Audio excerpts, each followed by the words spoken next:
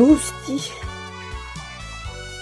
rasy mihitsy aloha ianjoadra deto fa tena tsy zakako tsony ty. Inona indray ny aleniny loza ary ty avy tena ty de mipetra tsara raha iany tantara ny saraka angery ty izay sy Alphonse ohatra fa na inona zany tena ho very responsa aleo koa izay fa tena tsy vita le fitaka lava ndroa azy ao ny sendra-patsa raitsy ny vava izy ry ty tena jogotsirika mpanafitay atsalaka za zany ny hevitra hoe tena fantsy tompony laka ka antsy voakapoka mafy sy tena voadona tany ambava fo fa tsy zarerika moa rano fa misy hafa koa lay mizara vilia amin'ny sipany hafa aloha vitako ihany tsy ampafiry ny ombona andrasany iny tsy rarahako izany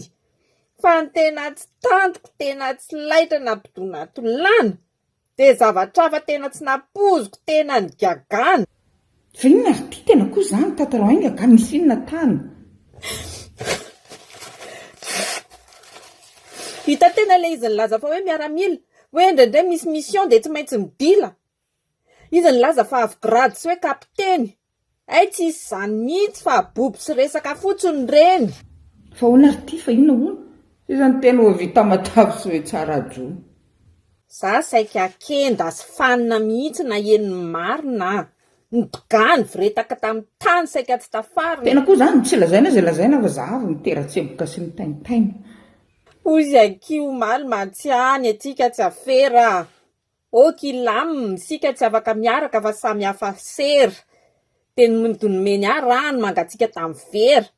izy norty efa 5 taona zay ny mopera kin'izany fa eto tena niraisina fa tena resy meny Alphonse ny afatra mafy tamin'ny kofesy